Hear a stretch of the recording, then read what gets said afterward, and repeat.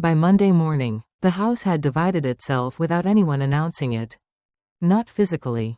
Emotionally. Claire moved through rooms like a guest who had overstayed. Evan lingered longer at work. Meals became optional instead of shared.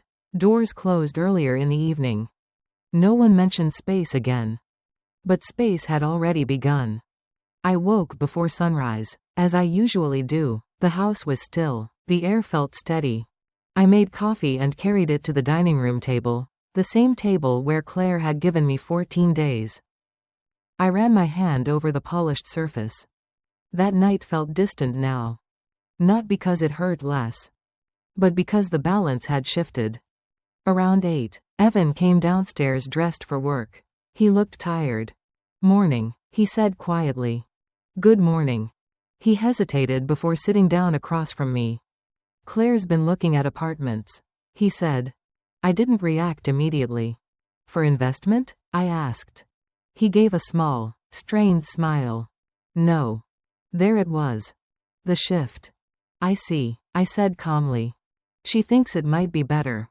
He continued, "Less tension, a fresh start." "A fresh start from what?"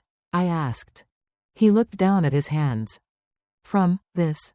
I nodded slowly. "This began when I was asked to leave," I said. "I know." Silence stretched between us. "She didn't think you'd fight it," he admitted. "I didn't fight," I replied. I stood. He absorbed that. "She feels like she's losing control." "Control was never hers," I said evenly. He looked at me then. Really looked at me. "You've changed," he said. "No," I answered softly. I stopped pretending. He didn't argue. Later that morning, Claire came downstairs dressed sharply. Phone in hand. "I have a showing this afternoon," she said, not quite looking at me. "An apartment?" I asked. "Yes." Evan stayed quiet. "I hope you find something that suits you," I said. She paused. "You're not going to stop us?" "Why would I?" I asked calmly. Her jaw tightened slightly. "Because this was supposed to be our future too." "It still can be," I replied, "just not at my expense." That ended the exchange. After they left, I walked through the house slowly.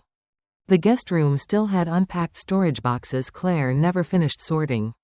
The pantry shelves she reorganized last month were already missing items she'd begun separating.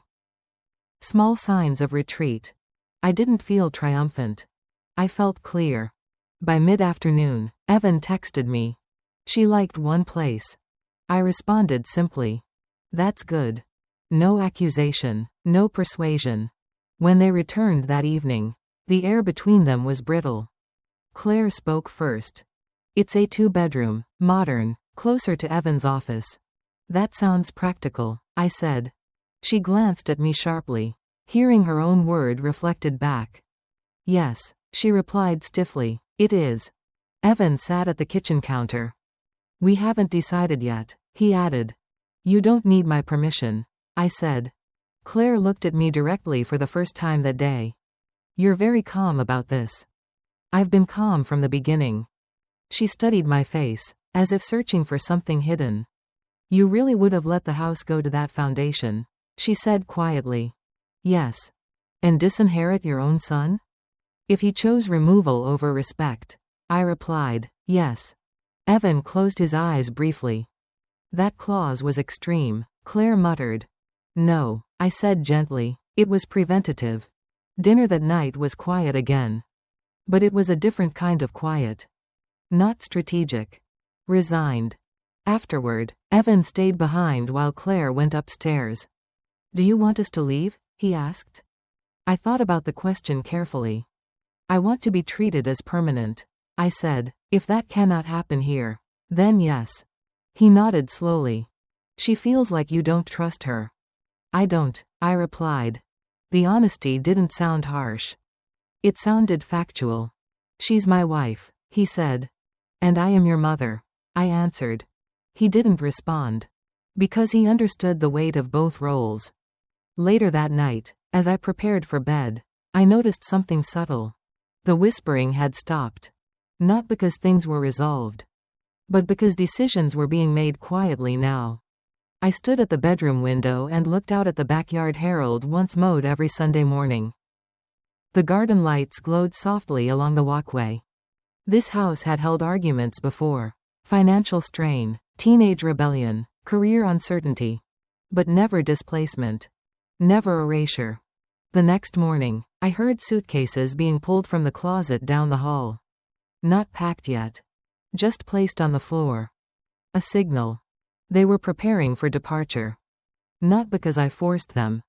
Because the structure wouldn't bend. And structures that don't bend reveal intentions quickly. As I poured my coffee, Claire entered the kitchen. "We're signing the lease tomorrow," she said. "I hope it works out," I replied.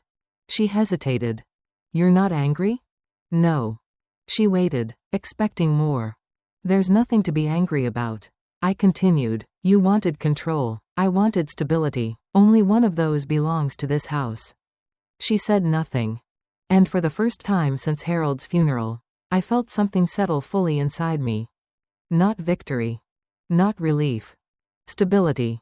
Because once someone realizes they cannot move you, they move themselves. And I was still home.